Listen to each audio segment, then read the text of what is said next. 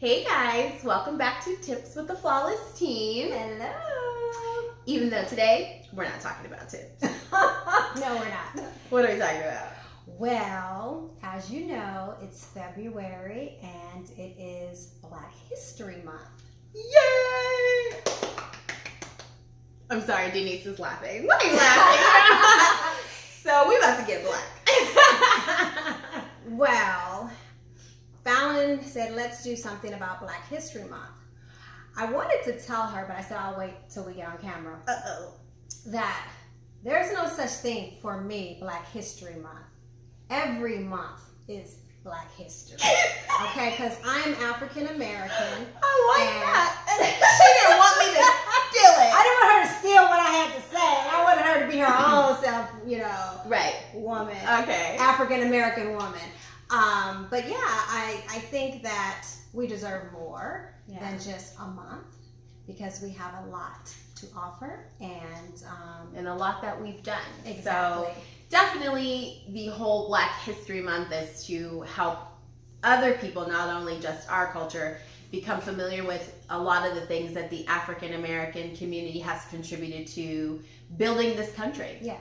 So it is very important. My children are biracial, so it's important for them to learn about their German and Norwegian heritage as much as it is to learn about their African American heritage also. So my dad gave me this wonderful encyclopedia, African American Heritage, which I will take home to my son for him to, look through and understand and realize some of the things that the African American culture has contributed to the United States of America.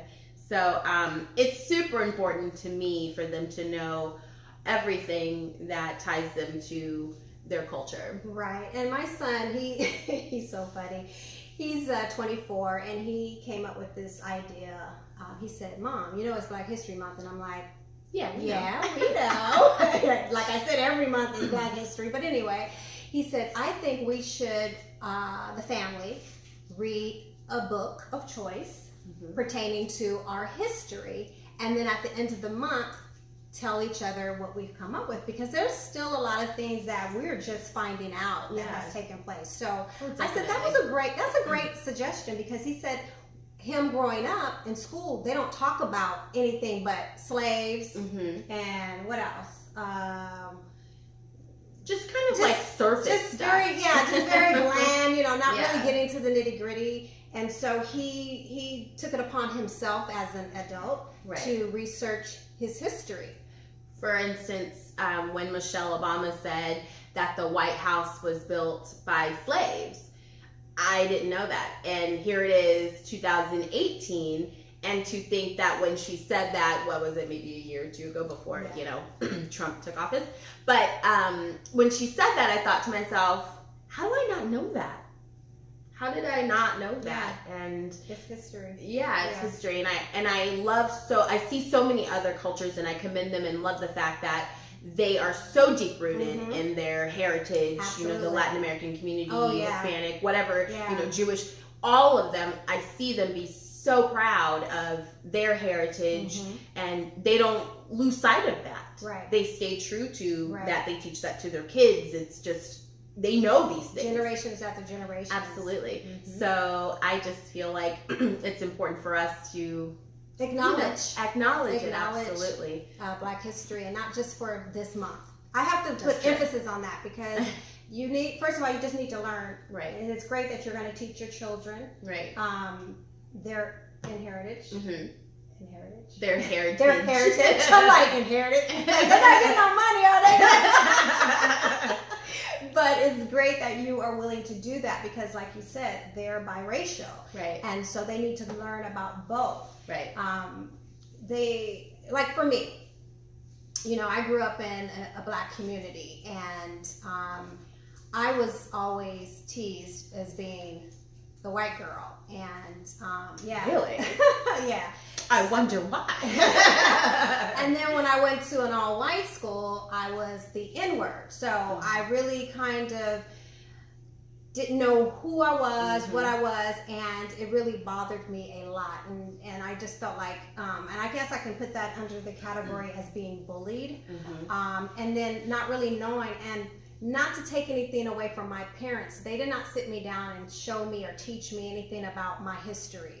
It was like, oh, you'll be okay, don't worry about it, you're not white, you're not, you're not an N-word. It's unspoken, and I think that was in their generation. Everything was secrets, but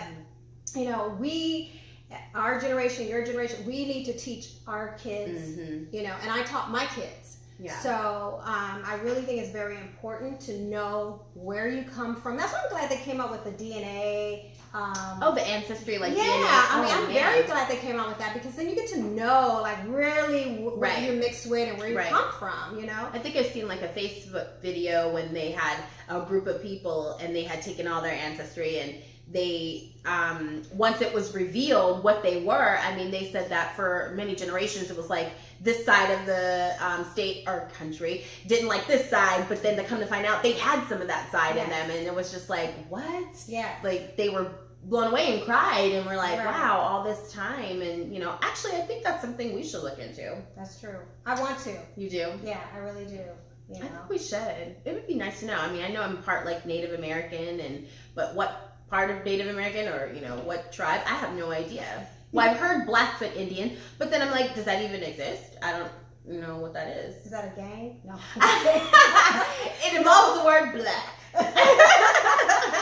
But I also know that on this side of the family, we're Creole, so which is French and black. So I mean, I like that. A little French, little French and black. Yeah, and I went to a family reunion last year and started learning, meeting my cousins from Texas and Louisiana, and then I started doing some research on Creoles and where they come from, and we'll talk about that in another segment. But I'm very intrigued with where I come from, but I'm still a little, lost a little bit. Yeah, because you want to dig deep, And so, and then the elders of the family have already passed away, so we can't ask them. So we have to go off of, what they've told generations and generations down the line, that we get the correct information. So that's important to us. But I am so grateful that we have books and we have the internet that we can research Black history. Right. And yeah, so. Stay black. No, you did not just do that. Oh my God. I gotta make some fun of it, Yeah. But definitely, we love our culture, we love our people, we love everybody. We love this. We love the United States for the melting pot that it is. Absolutely. That's just how we were raised. And the different cultures that come together. Like you said, you mentioned the Latinos.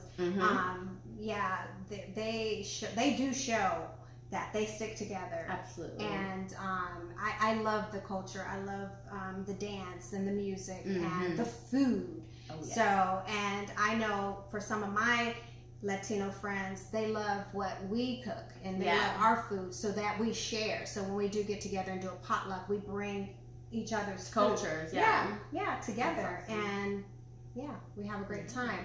So if you are I don't want to like single you out, but if you're black or if you're not black and you want to know about Black history, there's plenty of information out there. So I highly recommend you knowing the history of, what African American, the culture has brought to the United States, and how, I think one time you told me about, creating things like the stoplight, the iron, and things like that, that was by African American people. Like, it's awesome. Absolutely. So there's a lot out there that you might not know, so Google.